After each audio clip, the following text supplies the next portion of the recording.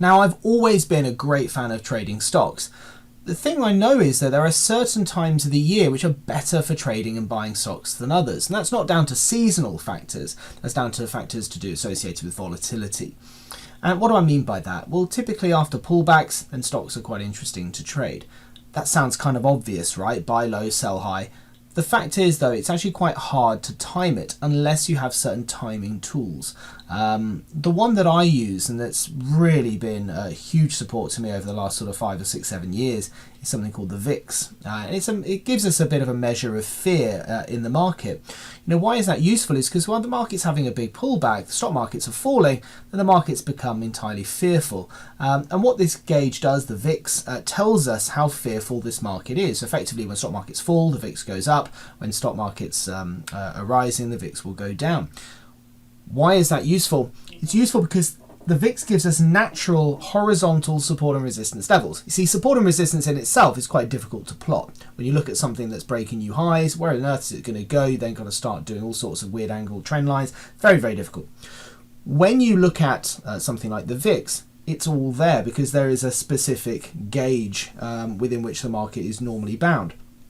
Now, in fairness, that went a little bit out of the window in March 2020, but typically you're looking at anything above sort of 25 to 30 on the VIX is normally a stock market low.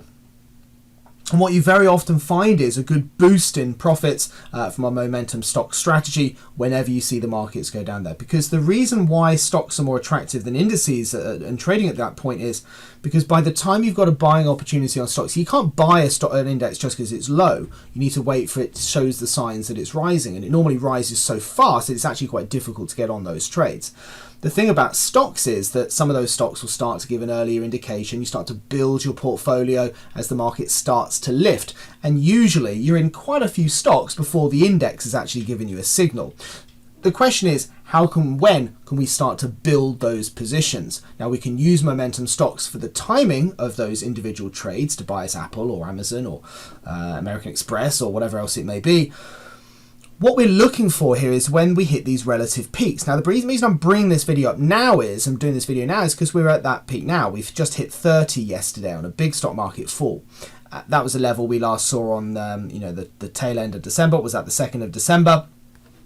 We last saw high 20s back at the end of February, 26th of February there as well. So we're seeing lots of these peaks coming through. The question is, how do these levels and what do they look like on the stock market? What I've done is I've sort of written down a few of the stock market falls for us, and we can really look to see where these peaks are and what the impact is on these moves. So I've gone down and written all the way down from any time we see a peak above sort of 25 so the 27th of January, for example, another test of it there, 26th of February, the 12th of May, another peak there on the 19th of July, another peak there on the 20th of September, 3rd of December, and then finally here yesterday. So the question is, what happens when we hit those levels on those major resistance areas? Let's have a look right now at an index. So I've got the Dow here. I've taken any indicators off because I think it's just look at the candles. Let's look and make sure that they're the star of the show for this video, is what the reactions have been. Now, I can't really use my drawing tool. It gets horribly complicated when I'm looking at the dates. So what I want to do is look to the 27th of July. So we see the pullback here. So this is in fear mode. Everyone's panicking, thinking, oh my God, that's it. The stock market's over. Get me out, get me out. Panic mode. 27th of January. That's where the market's low. Now, it doesn't really look like it's fallen that much, but fear-wise, oh my God. And of course, when the market is most fearful, that's typically the best time to buy. Yes, the market falls about 300 points off there. It's not going to be perfect, but within a couple of days, the market is rallying on, boosting to new highs. Fantastic move. And of course, what that's done is, you might have found that that's not really much of a pullback, is it? A few percent. But actually, as far as the VIX was concerned, that was a very significant pullback in fear. And then suddenly we saw a huge and fast boost. Now, normally, if you're going to trade the index, you're probably not getting in till here, whereas actually would have been getting in building stocks from down here as well. So it gets us into those trades early, particularly if you've got the right stock picking system. We're going to talk about that in a bit later. So then we then see the market come to around the 26th of February. That's here, this bar here. So at the end of this bar, once again, panic mode. Oh my God. God, stock markets are doomed forever. That's effectively what the VIX is saying. Everyone's in panic mode. Get me out, get me out. These big downward candles. That's pretty much the low, right? So, and then from there, the market rallies, what, about 3,000 points, 10% in a couple of weeks. Significant. Let's take us then through to May. Again, those pullbacks there taking place in the shape of what, 2 days. Massive amount of fear building into the market.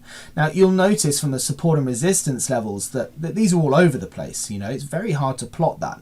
The VIX, on the other hand, is hitting those peaks. It's moving above that sort of 25, 28 level. And then suddenly, there it is. That's the 12th of May. That's when we hit those peaks. And from there, again, the market put on a decent rally higher. Same again here, the 19th of July. It didn't quite give us the levels there in June, actually. But the 19th of July, again, hitting there, big stock market rise. 20th of June, that's here. Big stock market rise. 3rd of December, we actually talked about this in our training sessions as well. Here, from there, that's the 1st, 2nd, 3rd, end of the 3rd of December. That's when we're looking to buy it. Wow, that's when the market started to give us some fantastic trading opportunities. We were building positions from the very end of November, like the 30th of November. That's when we started to get into some stock trades, and it was December as a month for our stock trading program was our best month, I think, since March 2021. So, and why was March 2021 so good? Well, it was good because of the reaction we saw of this move here. So, you end up with lots of sideways movement in stocks. But what this VIX does is it helps tell us where the most value is. What you're then looking for is stocks to then pick up at that point to exploit that value. Now, why am I talking about this now? Because we've had that big pullback on the stock market, and if patterns repeat themselves, which they often do and usually do, then from here with the VIX up at that returning to that 30 level again, are we going to see that pattern repeat itself, which is, again, nice rally. Time will tell, of course. But certainly this has the hallmarks of something pretty interesting. As far as moves are concerned, what sort of opportunities could we be talking about? Well, back here, this move, so had you taken those opportunities on what we call our momentum stocks strategy, that picked up around about 40% profit. Oops, I can't even write 40% profit. That's cumulative profit on those stocks just from trading those Dow instruments. So the likes of Apple, these actually that's currencies on there, but the likes of Apple, American Express, Visa, that sort of thing. There were some fantastic trading opportunities. What you'll often find is over periods like this, performance on stocks pretty flat, quite difficult to make money. Where it's quite easy to make money, however, is when the VIX has given us the indication of value. So the main profits are clustered around those pullbacks.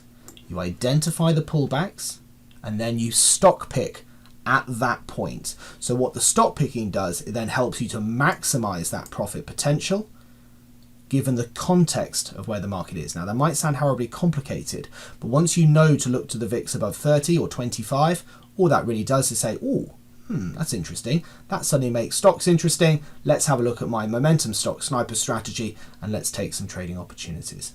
That's really it. And if you want to know more about it, just get in touch and we can talk to you about the system and how it all works. Bye-bye for now. If you would like more information about trading the right way, Trend Signal is giving you the opportunity to see and hear about its services live at a free online seminar. Take a look at the Trend Signal website for the latest events and to book your free place.